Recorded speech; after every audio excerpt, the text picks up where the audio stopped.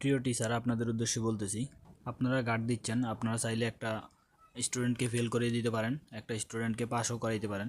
তো অবশ্যই হচ্ছে এই জিনিসটা মাথায় রাখবেন, একটা মেয়ে যদি এখানেই যদি জড়ে যায় তাহলে হচ্ছে তার সামনে আগানো কোনোভাবেই সম্ভব না, এখান থেকে আর ফিরে দাঁড়ানো কোনোভাবেই সম্ভব না, যেহেতু এটা ইন্টার পরীক্ষা চলতেছে। তো এখান থেকে একটা মেয়ে কখনো ঘুরে দাঁড়াতে পারে না, যদি ফেল করে তাহলে সে শ্বশুরবাড়ি যাইতে হবে। এটা অবশ্যই আপনারা একটু মাথায় রাখবেন, আপনারও একটা মেয়ে আছে বা আপনারও কেউ না কেউ পরীক্ষা দিচ্ছে বা দিবে ভবিষ্যতে এরকম। তো আপনি এই জিনিসটা মাথায় রাখবেন অবশ্যই, যাতে কোনো স্টুডেন্ট যাতে ফেল না করে, মোটামুটি পাসটা করে যেতে পারে। আসলে এই কথাগুলো বলার মূল উদ্দেশ্য হচ্ছে, আমি এরকম বহু দেখেছি যে ইন্টার পরীক্ষা দেওয়ার পরে হচ্ছে আর পড়ালেখা হয় না যদি ফেল করে, আর পাশ করলে তো মোটামুটি বলে কয়ে হচ্ছে গার্ডিয়ান থেকে অনুমতি নিয়ে পড়ালেখাটা চালিয়ে যাওয়ার একটা সিদ্ধান্ত নেওয়া যায়। কিন্তু ফেল করলে তো আর সেটাও হয় না।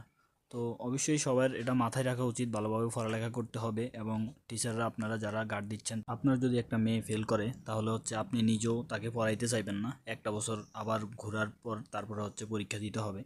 তো এটা আপনিও চাইবেন না যে ইন্টার পরীক্ষার সময় বিশেষ করে। আর অন্যান্য পরীক্ষাগুলো দেখা গেল আপনার এসএসসি বা জেএসসি, ওই সময় হচ্ছে মানে কামব্যাক করা যায়, কিন্তু হচ্ছে ইন্টার পরীক্ষার পর থেকে আর কামব্যাক করানো যায় না। কারণ সেখানে হচ্ছে একটা মেয়ের তখন পুরোপুরি বয়স থাকে বিয়ে দেওয়ার জন্য। তো সেই সময় যদি আপনার ফেল করে তাহলে হচ্ছে আর সামনে পড়ালেখা কোনোভাবেই সম্ভব না, আপনি নিজেও করাইতে চাইবেন না। এটা হচ্ছে আমি দেখতেছি প্রায় 90% ফ্যামিলি থেকে এরকমটা হয়। যদি ফেল করে তাহলে হচ্ছে বিয়ে দিয়ে দেওয়া হয়। তো আর সেখানে আর পড়ালেখা হয় না, আর পড়ালেখা হইলেও সেটা বিয়ের পরে, যদি হয় হয়, না হলে তো নাই।